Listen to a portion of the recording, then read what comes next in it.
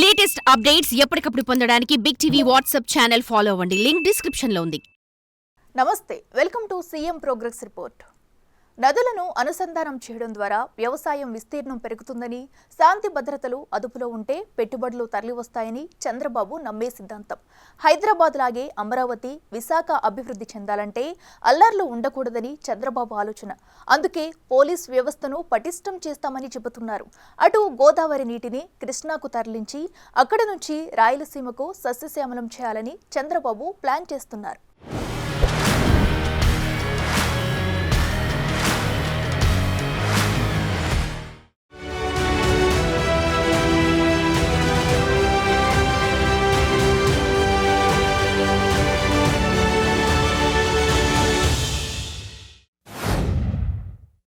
CM Chandrababu నాయుడి సోదరుడు నారా రామ్మూర్తి నాయుడి అంత్యక్రియలు జరిగాయి. ప్రభుత్వం లాంఛనాలతో నిర్వహించారు. చంద్రబాబు తన సోదరుడికి కన్నీటి వీడ్కోలు పలికారు. చంద్రబాబు స్వయంగా పాడెమోశారు.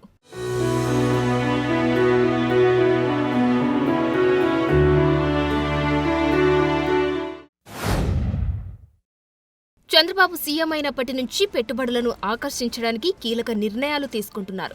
దీంతో పెద్ద ఎత్తున పెట్టుబడులు వస్తున్నాయి. ప్రభుత్వం కూడా త్వరితగతిన గ్రీన్ సిగ్నల్ ఇస్తోంది. మంగళవారం పెద్ద ఎత్తున రాష్ట్ర పారిశ్రామిక రంగంపై కూటమి ప్రభుత్వం తొలిముద్ర వేసింది. కూటమి అధికారం చేపట్టిన 5 నెలల్లోనే పరిశ్రమలు, ఇంధన రంగాలకు సంబంధించి 10 భారీ పరిశ్రమల ఏర్పాటుకు ప్రభుత్వం ఆమోదముద్ర వేసింది. ఈ పరిశ్రమల ద్వారా రాష్ట్రానికి 85,083 కోట్ల పెట్టుబడులు రానున్నాయి. 33,966 మందికి ఉపాధి లభించనుంది. రీసెంట్గా ప్రకటించిన పారిశ్రామిక పాలసీల ద్వారా కంపెనీలకు ప్రోత్సాహకాలు ఇవ్వనుంది ప్రభుత్వం.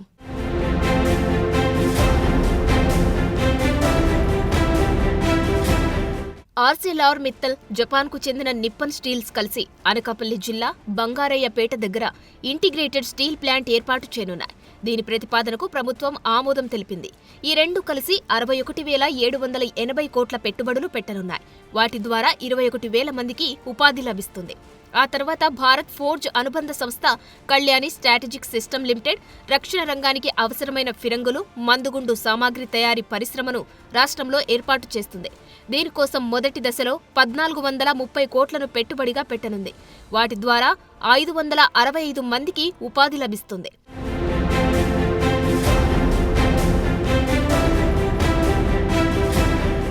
ఎల్జీ పాలిమార్స్ కూడా పెట్టుబడులకు మరోసారి సిద్ధమైంది.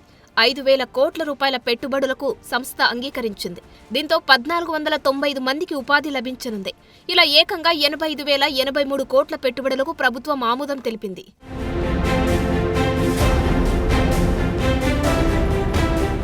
మంగళవారం శాసనసభలో చంద్రబాబు మరో కీలక ప్రకటన చేశారు. 70,000 కోట్ల రూపాయలతో గోదావరి, బనకచెర్ల ప్రాజెక్టు పూర్తి చేసే ఆలోచనలో ప్రభుత్వం ఉందని అన్నారు.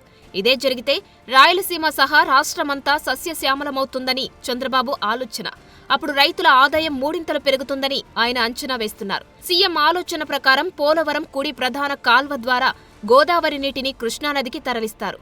అక్కడి నుంచి వైకుంఠాపురం బ్యారేజీ ద్వారా బొల్లాపల్లి దగ్గర 150 టీఎంసీల నిల్వ సామర్థ్యంతో నిర్మించే జలాశయానికి పంపిస్తారు. ఆ తర్వాత ఆ నీటిని ఉమ్మడి కర్నూలు జిల్లాలోనే బనకచెర్లకు చేరుస్తారు. అయితే దీనికి 70,000 కోట్ల రూపాయలు ఖర్చవుతుంది. ప్రభుత్వానికి ఇది తలకు మించిన భారమవుతుంది కనుక దాన్ని ప్రైవేట్, పబ్లిక్ భాగస్వామ్యంతో నిర్మించాలని సీఎం ప్లాన్ చేస్తున్నారు. ప్రైవేటు వాళ్లు ఖర్చు పెడితే కేంద్ర రాష్ట్రాలు కొంత భరిస్తాయి. రాష్ట్రానికి ఇది గేమ్ చేంజర్ అవుతుందని చంద్రబాబు తెలిపారు. ఈ రోజు మన రాష్ట్రానికి ఒక గేమ్ చేంజర్ పోలవరం. నేను అందుకే అనేక సందర్భాలు చెప్పాను. పోలవరం ఆంధ్రప్రదేశ్ రాష్ట్రానికి ఒక జీవనాడి, ఒక వెన్నెముక. ఇది కానీ సమర్థవంతంగా కానీ మనం చేసుకోగలిగితే, అక్కడి నుంచి నదుల అనుసంధానం జరగగలిగితే ఈ రాష్ట్రంలో కరువుకు చెక్ పెట్టే పరిస్థితి వస్తుంది. కరువును నివారించగలిగితే బంగారం పండించే రైతాంగం ఉన్నారు, పెట్టుబడులు వస్తాయి, త్రాగునీటి సమస్య కూడా పరిష్కారం అవుతుంది. దీంతో పాటు రహదారుల నిర్మాణంపై కూడా సీఎం మరో కీలక ప్రకటన చేశారు. ఉమ్మడి గోదావరి జిల్లాలో రహదారులన్నీ అవుట్ సోర్సింగ్ విధానంలో ప్రైవేటుకి ఇవ్వాలని ఆలోచన చేస్తున్నారు. వీజీఎఫ్ విధానంలో కొంత నిధులిస్తామని తెలిపారు. దీంతో ప్రధాన మార్గాలన్నీ జాతీయ రహదారుల స్థాయిలో మారుతాయని అన్నారు. ఈ 2 జిల్లాల్లో ఇది వర్కౌట్ అయితే తర్వాత రాష్ట్ర వ్యాప్తంగా ఇదే పద్ధతి అనుసరిస్తామని చంద్రబాబు తెలిపారు. ఒక ఆలోచన దేశాన్ని మారుస్తుంది, ప్రపంచాన్ని మారుస్తుంది. అలాంటి అనేకమైనవి వచ్చాయి. ఇప్పుడు ఈస్ట్ గోదావరి వెస్ట్ గోదావరి ఒక ఆలోచన మాత్రం. మొత్తం 2 జిల్లాల్లో ఉండే రోడ్లన్నీ నేను అవుట్ సోర్సింగ్ ఏజెన్సీ ఎవరైతే బాగా చేయగలుగుతారో ఒక టెండర్ పిలిచి నేషనల్ హైవేస్ వారిగా మొత్తం ఇస్తాం. విలేజ్ నుంచి మండలానికి ఎక్కడ కూడా టోల్ ఇవ్వం, మిగిలిన టోల్ ఇస్తాం.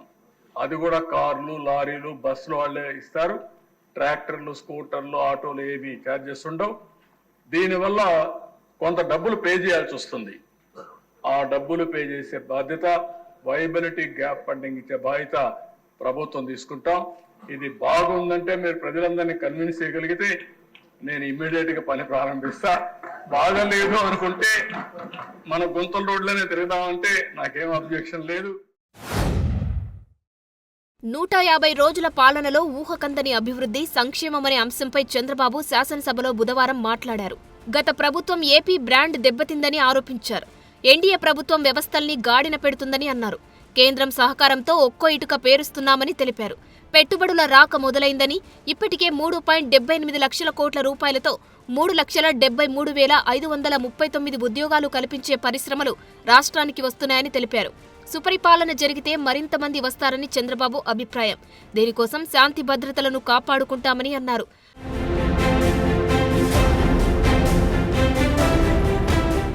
పోలీసు వ్యవస్థను ప్రక్షాళన చేస్తున్నామని సీఎం తెలిపారు. శాసనసభ్యులు కూడా శాంతి భద్రతలను చేతికి తీసుకోవద్దని క్లారిటీ ఇచ్చారు. ఎవరైనా సమాజానికి సవాలుగా తయారైతే తాట తీస్తామని వార్నింగ్ ఇచ్చారు. డిసెంబర్ మొదటి వారంలో మాదక ద్రవ్యాలకు వ్యతిరేకంగా భారీ ర్యాలీ నిర్వహిస్తామని అన్నారు. మద్యం, ఇసుక పాలసీ నిబంధనలు ప్రతి ఒక్కరూ ఫాలో అవ్వాల్సిందేనని తెలిపారు. ఎవరైనా నిబంధనలను అతిక్రమిస్తే పీడీ చట్టం కింద కేసులు పెడతామని స్పష్టం చేశారు సీఎం చంద్రబాబు. ఈ సందర్భంగా ఇక్కడుండే మెంబర్స్ అందరినీ ఒకటే కోరుతున్నా, ఎక్కడ పోయినా లా అండ్ ఆర్డర్ గురించి మీరు మాట్లాడాలి. ఆడబిడ్డల అత్యాచారం చాలా నీచం, చాలా బాధేస్తుంది. నేను ఒకే మాట చెప్తున్నాను, మర్యాదగా చెప్పాం, పదే చెప్పాం. ఒక పక్క ఎడ్యుకేట్ చేస్తాం, ఇంకో పక్క వార్నింగ్ కూడా ఇస్తున్నా. ఎవరైతే ఆడబిడ్డల జోలుకు వస్తారో కబద్దార్ జాగ్రత్తగా ఉండి ఏం చేయబోతామో చేసి చూపిస్తాం. మొహమాటం మాత్రం లేదు. దేశంలో ఎక్కడా లేని విధంగా సంక్షేమం అమలు చేస్తున్నామని చెప్పారు. దేశంలో మరే రాష్ట్రంలోనూ లేని విధంగా 4,000 రూపాయల పెన్షన్ ఇస్తున్నామని చంద్రబాబు తెలిపారు.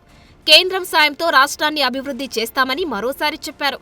రాజధాని నిర్మాణానికి 15,000 కోట్లు, పోలవరానికి 12,157 కోట్లు కేంద్రం మంజూరు చేసిందన్నారు.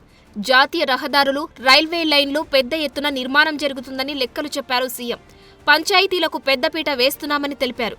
ఇప్పటికే 999 కోట్ల రూపాయలు విడుదల చేశామని గుర్తు చేశారు. త్వరలో మరో 1,100 కోట్లు రాబోతున్నాయని తెలిపారు సీఎం.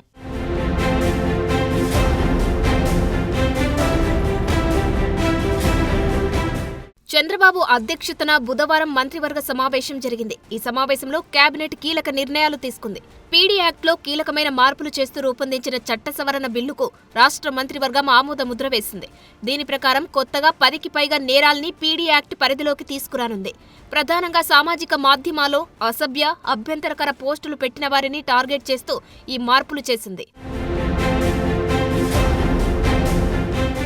పర్యాటక, క్రీడా, పంచాయతీరాజ్, గ్రామీణాభివృద్ధి శాఖలకు సంబంధించి పలు నిర్ణయాలకు మంత్రిమండలి ఆమోదం తెలిపింది. ఏపీ టూరిజం పాలసీకి కేబినెట్ గ్రీన్ సిగ్నల్ ఇచ్చింది. పర్యాటక ప్రాజెక్టులకు పరిశ్రమ హోదా కల్పించే ప్రతిపాదనను ఆమోదించింది. దీంతో టూరిజంలో పెద్ద ఎత్తున పెట్టుబడులు వచ్చే అవకాశం ఉంది. టూరిజం డిపార్ట్మెంట్లో పెట్టుబడులు పెట్టిన వారికి పారిశ్రామిక రాయితీలు లభిస్తాయి.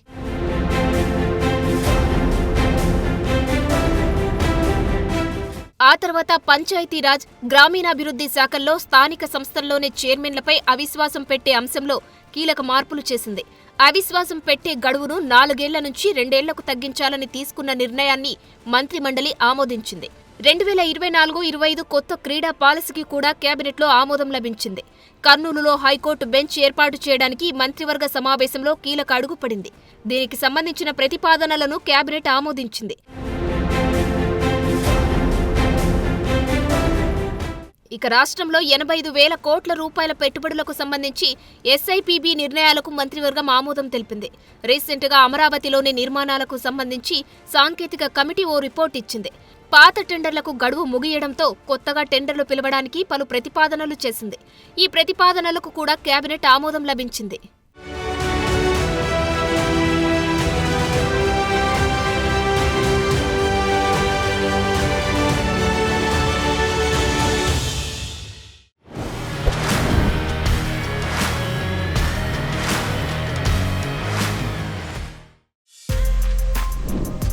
For more videos like this, subscribe Big TV channel.